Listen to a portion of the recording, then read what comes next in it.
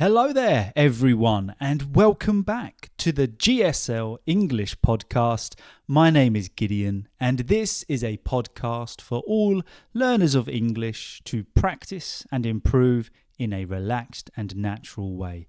And the focus of this episode is going to be on improving your English in 2025. Okay, so taking this year and improving your English, but don't switch off. Don't just think, oh, I've heard all of this before. You did this last year. Every English teacher is doing this at the moment. So I'm not going to share with you all of the stuff you already know.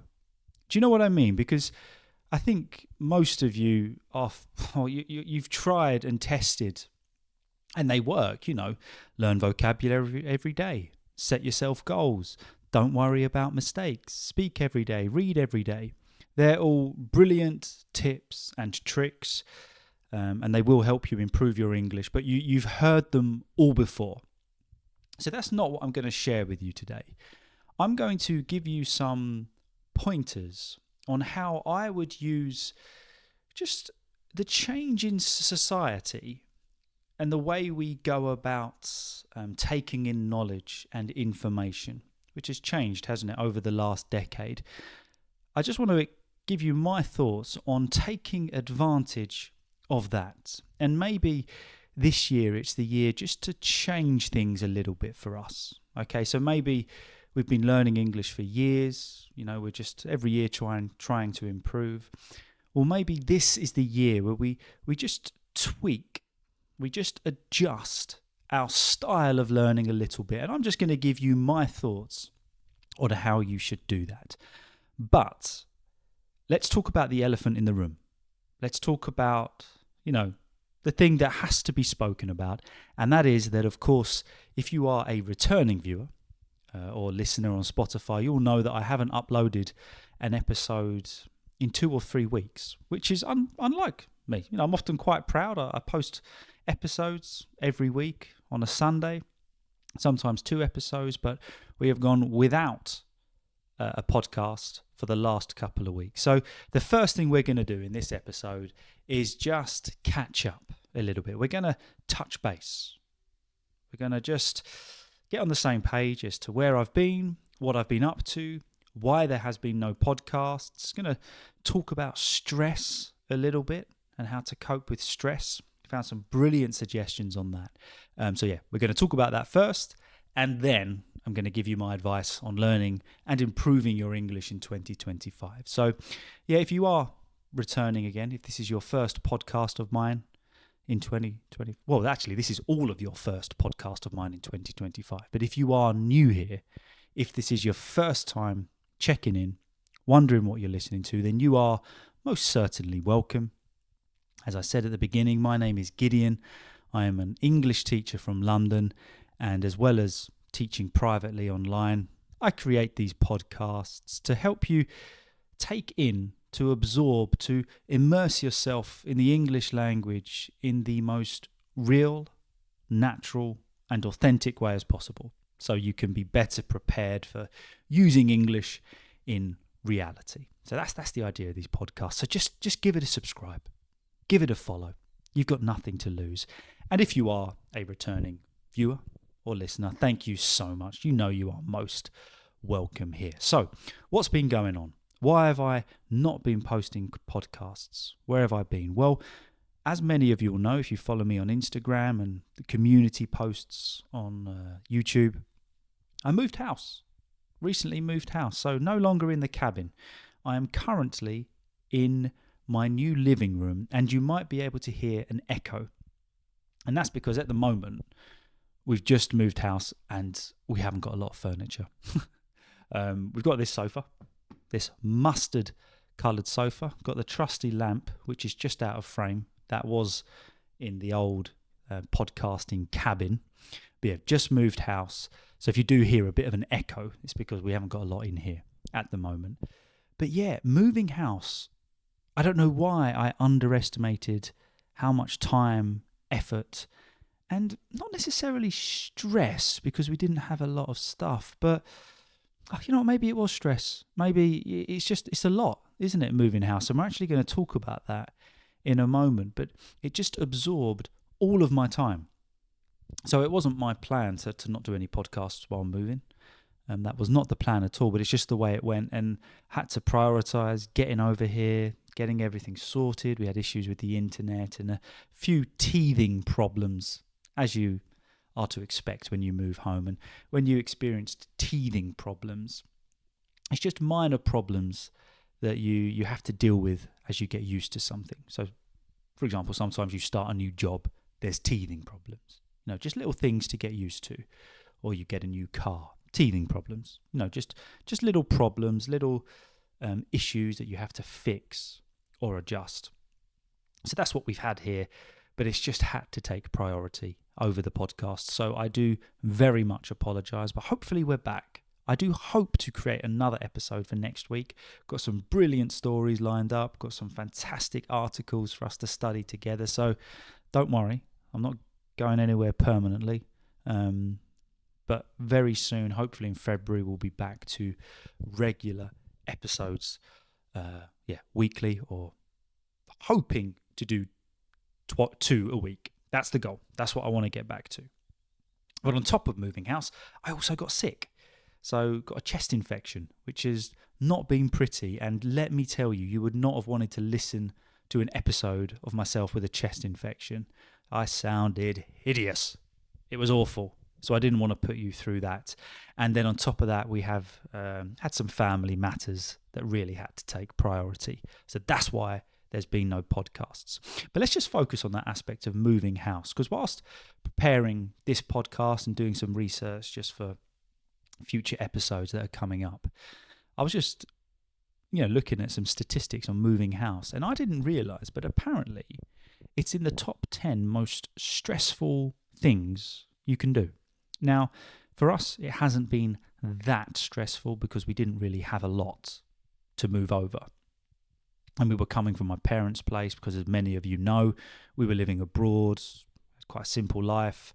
So actually moving house this time, we didn't really have a lot of furniture at all. Although the one piece of furniture we did have couldn't fit into the house. So it's quite a funny story, this. We bought a sofa in a discount store, lovely sofa. It's the one that you would have seen in the cabin, in my old podcasting cabin.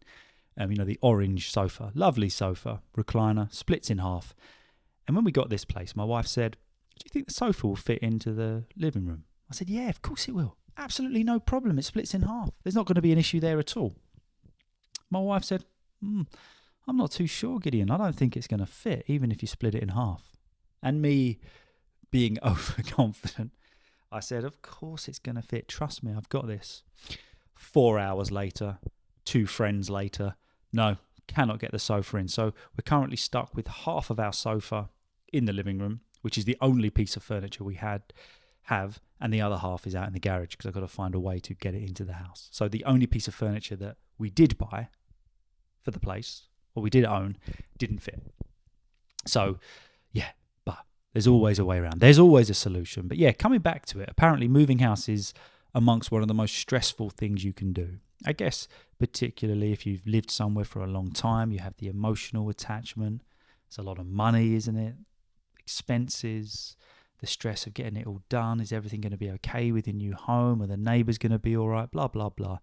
And actually, it listed it amongst dealing with the stress of losing a loved one, or separation, or divorce, or losing your job, things like that. So as much as it is an extremely happy time, according to the research I've done, actually, it can be very stressful. And I don't know whether you've moved home recently or you can remember what it's like, but let me know in the comments. What are your thoughts? Have you found that moving house was stressful? And if you can, write an answer to that, either in the comments or send me an email to GSL-English1@gmail.com. That is a brilliant way of practicing your English. Answer a question through writing. Give it a try. Let me know in the comments or send me an email and I'll get back to as many of you as possible. But on this website that spoke about, dealing with stressful situations, I was just scrolling down and there were 4 points that I wanted to share with you. Just how to deal with stress, because I think we all deal with stress in life, don't we? I mean, of course we all do. Stress is just something we all have to deal with, and it doesn't always have to be a reason for it. Some things stress us out more than others, but there were 4 lovely ways to deal with stress. And it's from a website called calm.com. So I just want to share them with you. The first one is sleep. Completely agree with this. So it said, sleep can be one of the best ways to support your body and mind when you're navigating stress. It's when your brain and body can process and release the events in your waking life, and it's important for controlling levels of stress hormones. Prioritize sleep to help your body recover and rebalance from a stressful day. That was a nice point. Sleep. I've always been very fortunate that I'm somebody that's never struggled with sleep. You could put me on a concrete floor. If I'm tired, I sleep. I've always been fortunate enough with that. But yeah, I thought that's a good point. That if you're going through a stressful situation at the moment, if at all possible, prioritize sleep. Taking away a break from screens, social media, just focusing on the idea of sleeping. And along with that, another way of coping with stress is to breathe. Use deep belly breathing and other types of breath work to trigger the relaxation response in your body, which can counteract the effects of stress by slowing breath rates, relaxing muscles, and reducing blood pressure. These can help restore balance after a stressful event. That's quite a nice one, I think. I think sometimes, it's funny, isn't it? We forget to breathe. Of course, we breathe subconsciously. We do it because we're living, we are alive, but actually breathing with the idea of just relaxing a little bit, taking in some deep breaths, just to trigger, as it said, that relaxation response in your body, and just give your body just time to rebalance, restabilize, and then you can think clearly again. The third point, which I thought was a really important one, get moving. If you feel stressed, get moving. Physical activity can help to reduce elevated stress hormones and minimize damage to the body and mind. Take a brisk walk, so a walk that will get your heart rate up. Join an exercise class or do your favorite type of movement after a stressful moment to help release the buildup of excess energy and tension. Being active during the day can also help you fall asleep more easily at bedtime. So it's circular, isn't it? All of these things help each other. But I completely agree with this point. I know that if I'm feeling stressed or got a lot on my mind or a bit anxious or whatever, as we all do, get moving. For me, myself, I haven't done it recently a lot at all, but lift some weights, go for a walk, go for a run. And I always find that after that, you're able to think in a more logical, clear-headed way rather than that stress reaction just taking over. So that was a nice point. If you're feeling stressed at the moment, go for a walk, get moving, and just switch off a little bit and then come back to the problem. And the last point, probably my favourite one, connect with people you care about. Make connections with loved ones, friends, and even co-workers. These relationships can be an important part of a balanced life. The emotional support can help sustain you in times of stress, and spending time caring for others can make us more resilient, stronger to stress. It's true, isn't it? If you're going through something stressful or a worrying time, you talk to someone you love, talk to a friend, whatever it is, there is that just kind of that sharing of the problem. What does it say? A problem shared is a problem halved, or something like that. I think that's the expression. Yeah, I just thought they were nice points. By the way, I'm not saying that I'm dealing with loads of stress at the moment, but it just came up on the research that I was doing for this episode, and I thought, you know what, I'm going to share that with everyone. 4 points. If you are going through a stressful situation, or even, it doesn't have to be a situation to feel stressed, does it? We just feel stressed sometimes. We're human.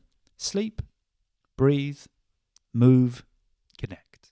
Sleep, breathe, move, connect. I just thought they're really nice points.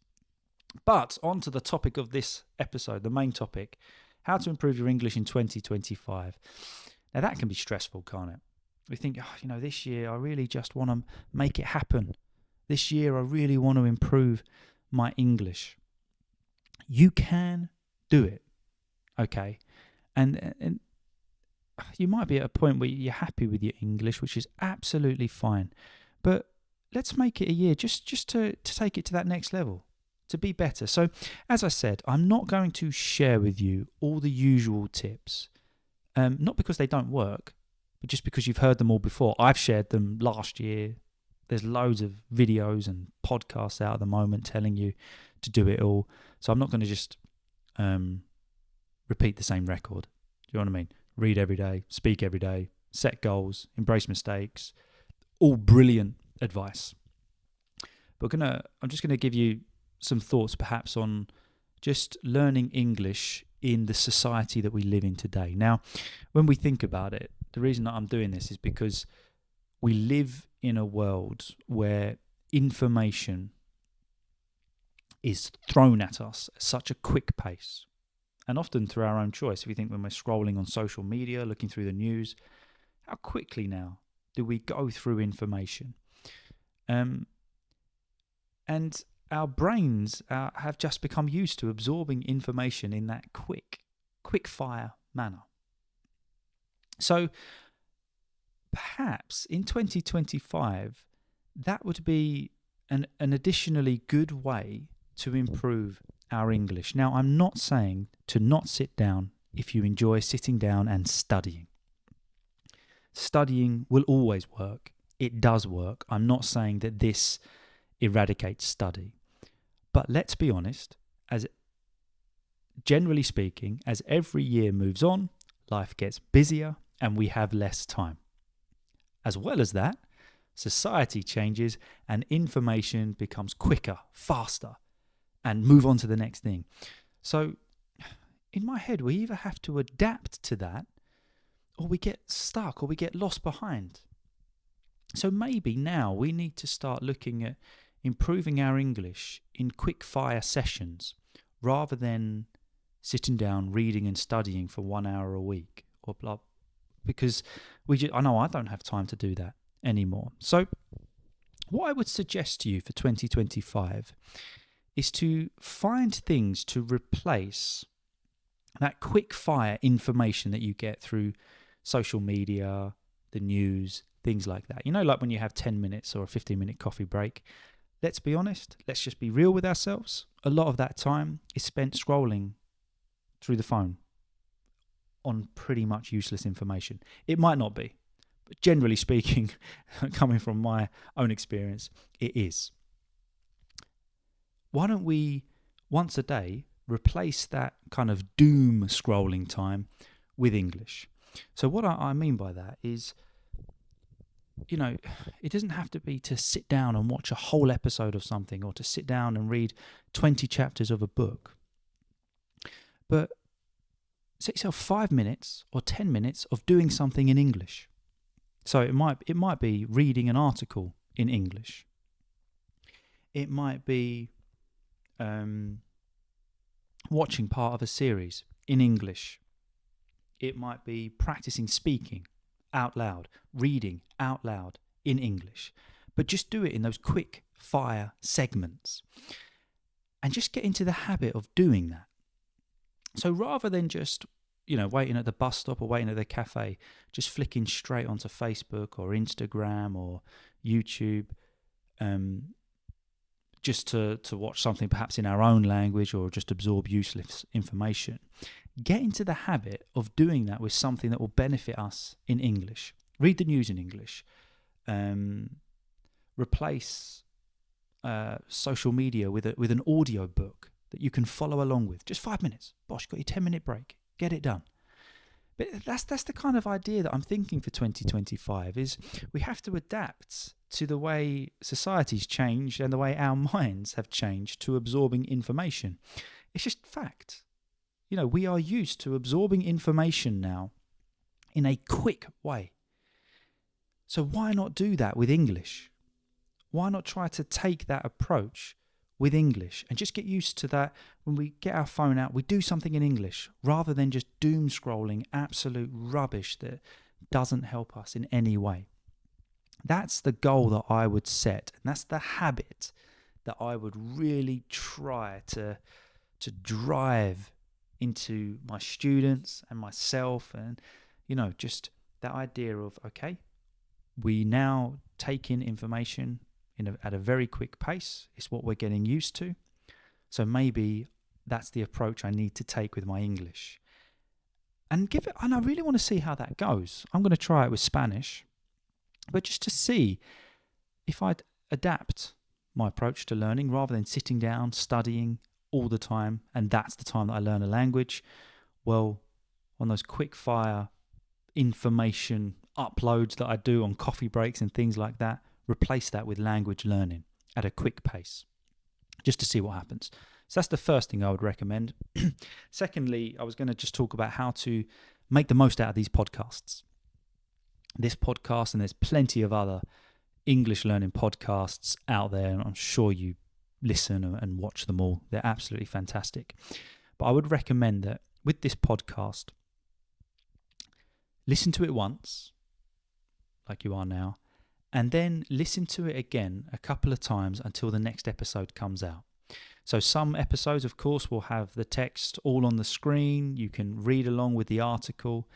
Do that a couple of times. Listen to an episode a couple of times rather than just one and done. I'm not saying this for views, by the way. You're thinking, oh, what a clever ploy, Gideon, to get me to watch it and listen to it more than once. But no, give that a try. So listen to it once, get it in your head. Then the next day, perhaps in those quick fire sessions, chuck the same podcast back on. Listen for little bits of vocabulary that I use. If you've got a question for something, raise it in the comments. I'm sure some advanced English learner that also watches the podcast will answer it for you.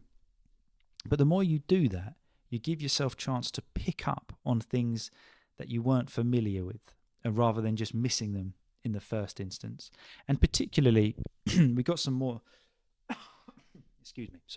We got some more episodes coming up on articles and story reading and things like that. Don't just do a one and done. Listen to it once, enjoy it, and then watch it. So listen to it once, just get it in your head, then watch it. Read along with the article. Look at the vocabulary. Take notes. Write it down. Really try and use these to improve. And the best way to do that is through repetition. Yes, through repetition. I know for me, when was it? One of my Spanish teacher, I can't remember, quite a long time ago now, always used to watch kind of the same episodes of series or films again. And it was never a waste of time because I always used to pick up something else. Because I was comfortable with the story, so I wasn't trying to follow that. I knew what was happening with the characters, so I wasn't trying to follow that. But I could just simply focus on language. So that's another thing I would recommend is repetition of these podcasts.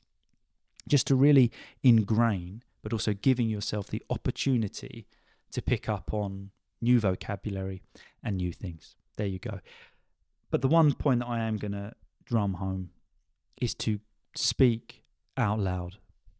This will always be the best way to improve not just your speaking skills, but getting your muscle memory used to moving in the way that it needs to speak English. Honestly, speak every day. So, for example, coming back to that quick fire upload of information that we do on social media and things like that, replace that with reading out loud. Replace that with just speaking to yourself. If you're in an environment where you can do that. I can't stress it enough. Speak every day. Even if you are an advanced speaker of the English language, if you want to improve, keep speaking. Keep trying new vocabulary. Keep trying new idioms. Keep trying new phrasal verbs. You've got nothing to lose. But if you want to improve, you've got to try that new stuff.